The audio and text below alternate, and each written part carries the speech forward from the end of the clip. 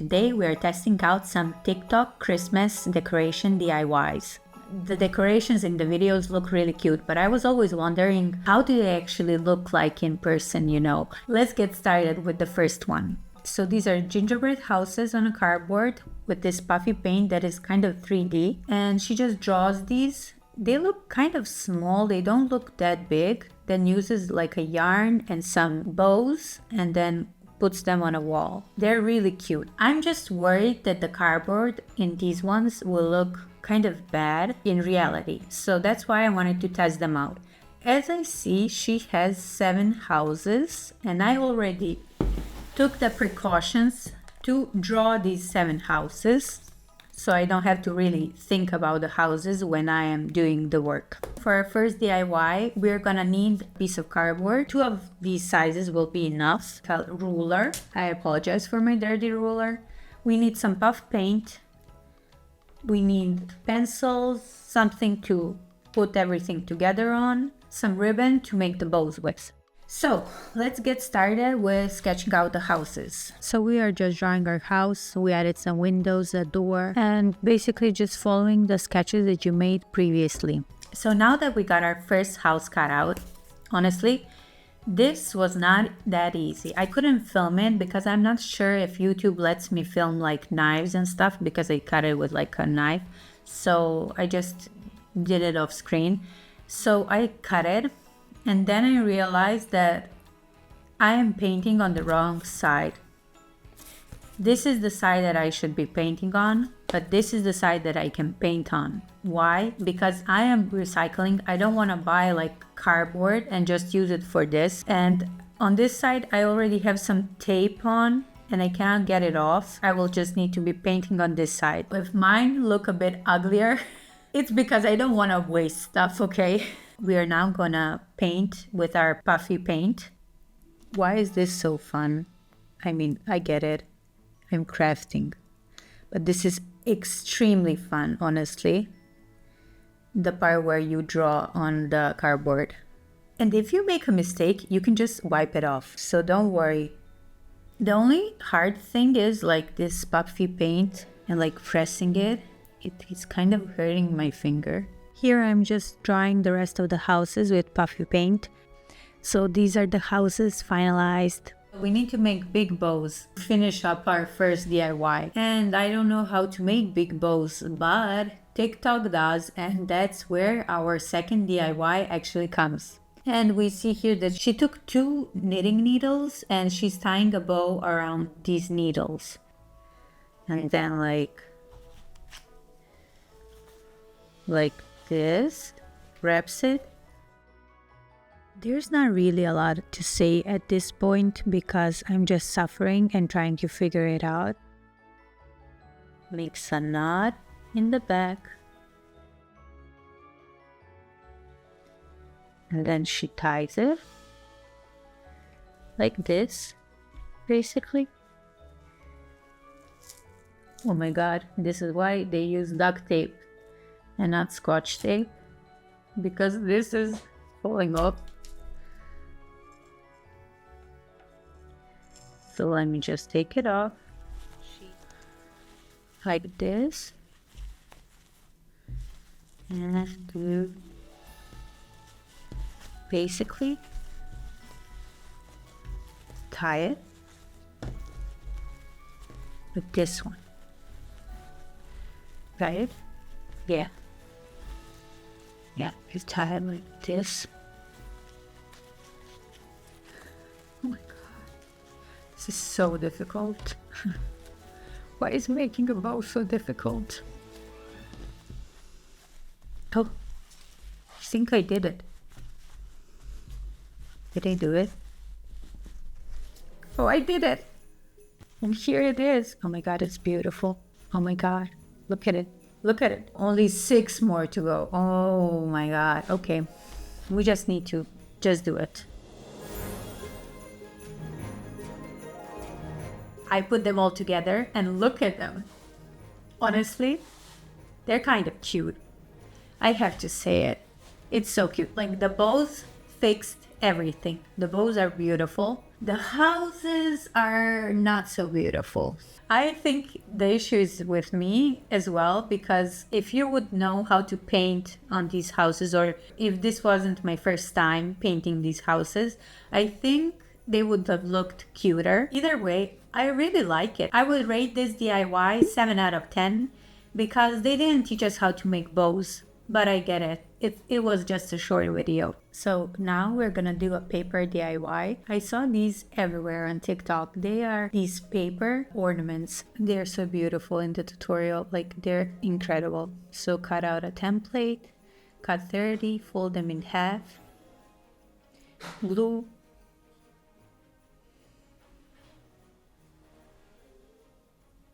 I see her having like these little clamps in the background, ribbon, attach it to the glue, glue them all together,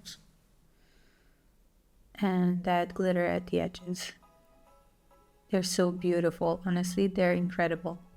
The thing is, I see that she did a couple, but she just showed us the simplest one. And I'm not sure how would we do the other ones, but let's follow this tutorial and see how our first ornament is gonna look like. Okay, now we need to first draw our circles. I used the lid of a jar, then they're cut, and I folded them in half. I added some glue on the inside, and just use these little thingies to clamp them together. I added some glue on the outside to try to make this work with the ribbon, but when I tried to kind of open it, the ribbon fell out. But look, you see, it opened and it was fine, but now I just tried to make a better ribbon. And this one worked really well. Look at it, it's beautiful.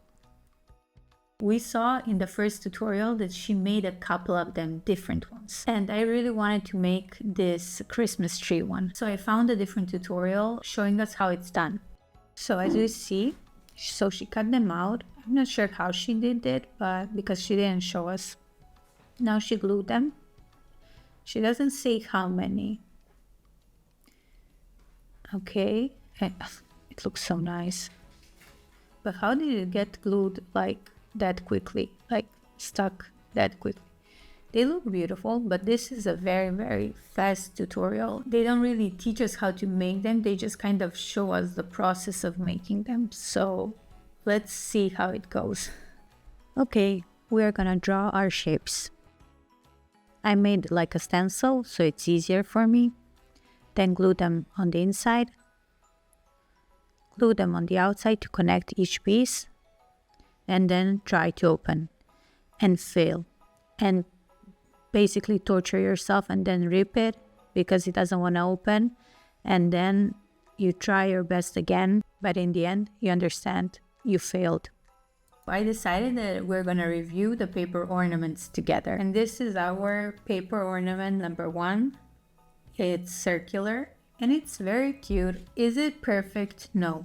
Some sides, as you see, are glued together or like smaller, and some of them are very big and kind of ripped in parts. But it's very, very sturdy. If you would try this, I would suggest using a different type of paper, but everything else was pretty good. The tutorial itself really explained things well, like the amount of paper and where to glue it. They didn't explain how long will it take for it to dry and how do you prepare them for drying, because as you see, my gluing process and drying process was the problem, and that's why like it's not equally beautiful everywhere. I would rate that tutorial 6 out of 10. Then let's look at our next one, our failure.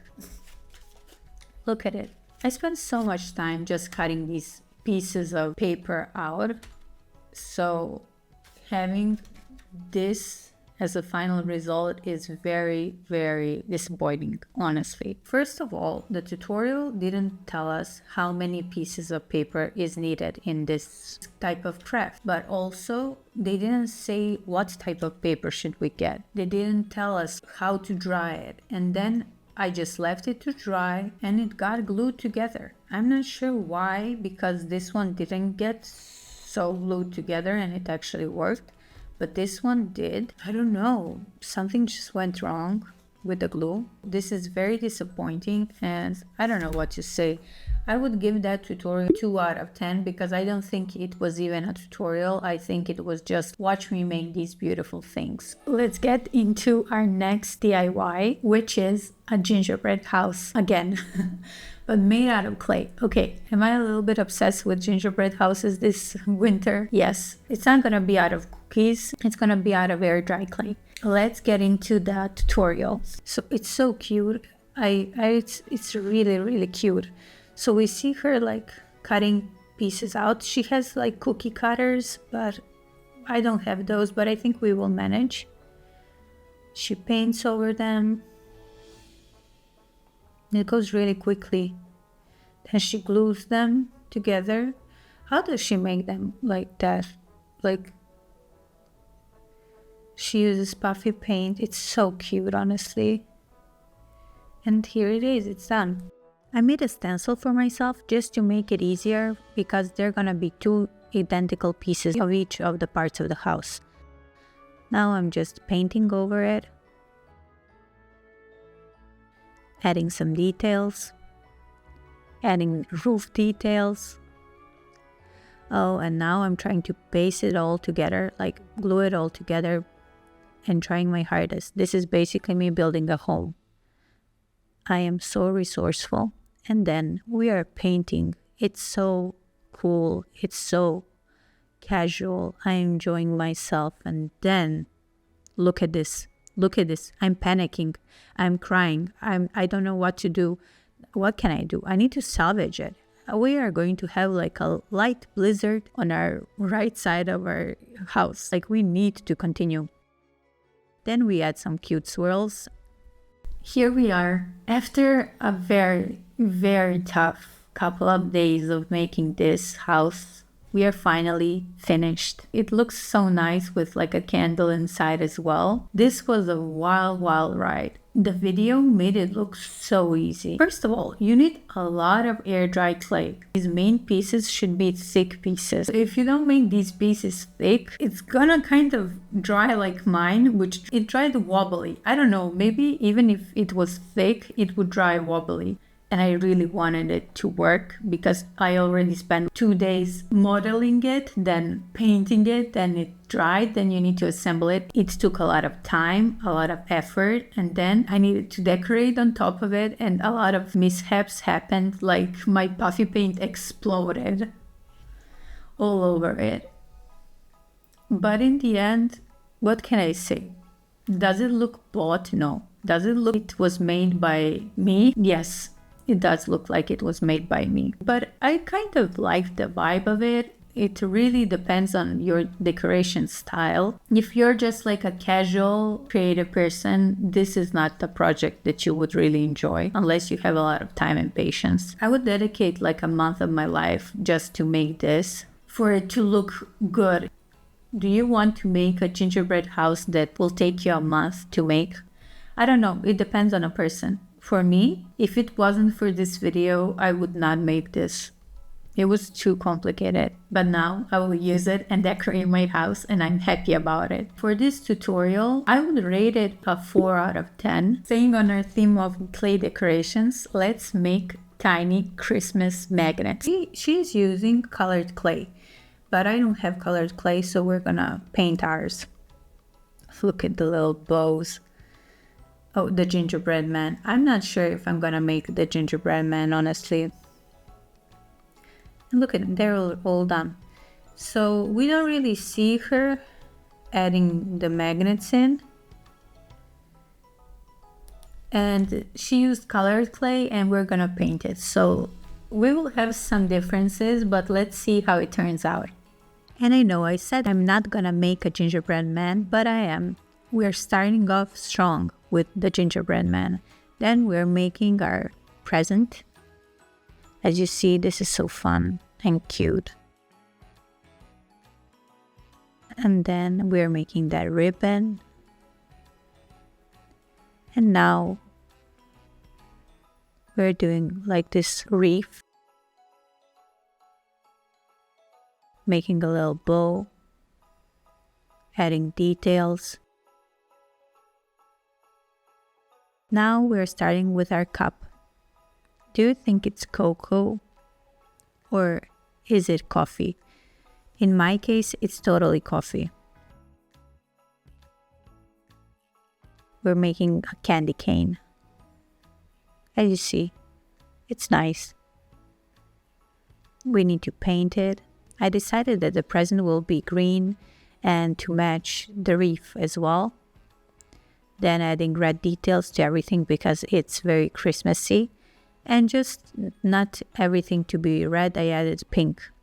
Then of course the gingerbread man needed to be brown, adding details to him as well. Adding little spots because he's made as a cookie. And here they are. They're all done. I'm so proud of them. They are cute.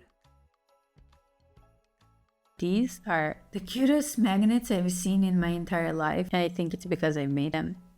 And the one that I was dreading the most was the gingerbread man.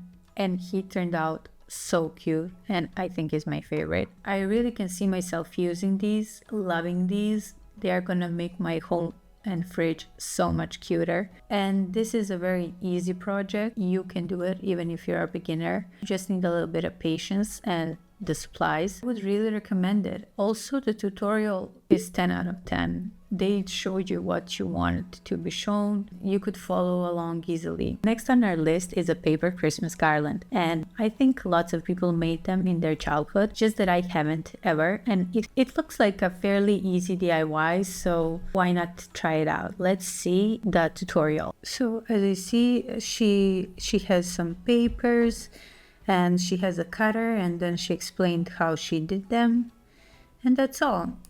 It's fairly simple, so let's get into it. So I'm gonna use these Christmassy papers and try to make one garland and just cut them out and space them differently around so they'll be more colorful. So I did my prototype. It's 3 centimeters by 16. So I'm sorry, but I don't know inches. I'm gonna be using a staple gun. That's all.